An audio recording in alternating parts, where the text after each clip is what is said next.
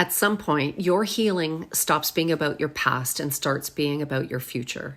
And that's where real transformation begins. And yes, understanding your wounds matters, knowing your patterns matters, recognizing what broke you matters, but eventually you have to stop introducing yourself through your pain. You are not your trauma, you are not your mistakes, and you are not the worst thing that has ever happened to you. Your story matters, but it is not supposed to become your entire identity. It's supposed to become your wisdom. It's supposed to become your strength, your discernment, and your power. And there comes a time when you have to decide, am I going to keep surviving, or am I finally going to start living? And that question, it does truly change everything. And part of that truth is understanding this. Challenges are not always punishment. Sometimes they are preparation. Growth does not always come through ease. It comes through hardship. It comes through the moments that force you to choose strength when strength feels impossible. It comes from loss, from disappointment, endings, and the seasons where your life felt like it is testing every part of you. That is where your resilience is built. And science backs this because we have to season everything with science. That stress in the right doses and when processed and moved through can actually build adaptability. It strengthens emotional resilience, problem solving, and confidence because your brain learns that I can do this. I survive this. I can survive this too. And that is how strength is created. The more challenges that you face and move through, the less that fear is going to control you. The easier it becomes to trust yourself and the stronger your nervous system becomes. Now, I can honestly tell you that the last 6 months of my life have been incredibly heavy and probably some of the hardest that I have faced. Stressful, emotionally exhausting, all the things. There were moments that I could have easily been broken, but I moved through it, not around it. And that has become incredibly transformative because every hard thing that I survived reminded me of something important, that I am way stronger than I ever thought. And so are you. Healing is not avoiding the hard things. It's becoming the kind of person who can move through them without losing themselves. Because healing is not just leaving the relationship. It is leaving the version of you that believed that you had to stay. It is choosing yourself, not once, but every damn day. And let me tell you something. It takes discipline.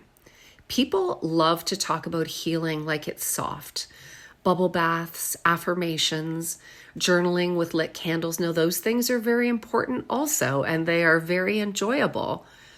But real healing is boundaries. Real healing is discipline.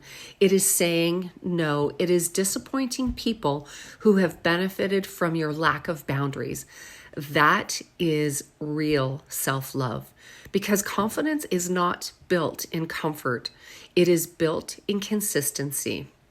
And again, science proves that every choice that you repeat strengthens your neural pathway, and that's called neuroplasticity. Your brain literally rewires itself based on repetition, which means every time that you choose yourself, every time that you keep the boundary, every time that you stop chasing what is draining you, you are teaching your brain, your body, a whole new normal. And do you know how powerful that is? Most people wait for motivation. I trust discipline because motivation is emotional. Discipline, that is your identity. The woman that you want to become, she is built in the choices that nobody sees. The morning workout, the walk when your mind feels incredibly heavy, the water instead of the wine, the hard conversation, the text that you did not want to send, and the boundary that you finally keep, the peace that you protect. That is where true confidence lives. Not in perfection, in integrity. And I learned this the hard way. For years, I thought confidence came from how I looked, from being polished, from being desirable, from being chosen. But real confidence came when I stopped abandoning myself, when I started listening to my body, when I stopped ignoring my intuition, when I realized peace was more powerful than performance. And that really, truly changed everything. Because your body is always talking to you. The exhaustion, the anxiety, the inflammation, the elevated heart rate, the heaviness in your chest, your body doesn't lie. When a woman feels safe in her body, she moves very differently. She chooses differently. She loves differently. And she leads differently. She stops begging for love and starts protecting her peace. That is magnetic energy.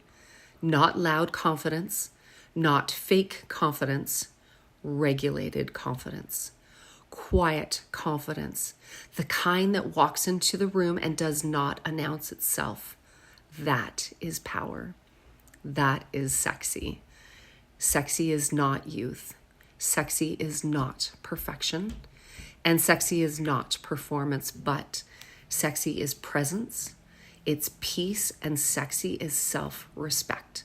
Sexy is the woman who knows she is no longer having to prove her worth. That is the woman I want you to become.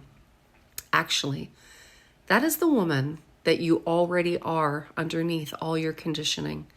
She's still there. She does not need to be created. She needs to be remembered. And that is what this work is all about. Not becoming someone new, but coming back to yourself. That is why I created the Sexy Starter Kit. Not to give women more rules, but to give them the power, to help them remember that they have always held that power. Because the magic that you are looking for is not in another person. It is not in external validation. It is not in waiting to be chosen. It is in you, and it always was. And if you're listening to this right now and you're wondering if you are capable of changing your life, you are. But it will require honesty. It will require discipline, and it will require courage. And most of all, it will require you to stop shrinking, because the life that you want is waiting in the version of you who finally decides she is worthy of it. That is where everything shifts. Not someday, right now. So ask yourself, who am I becoming? And more importantly, what would happen if I stopped waiting and became her on purpose?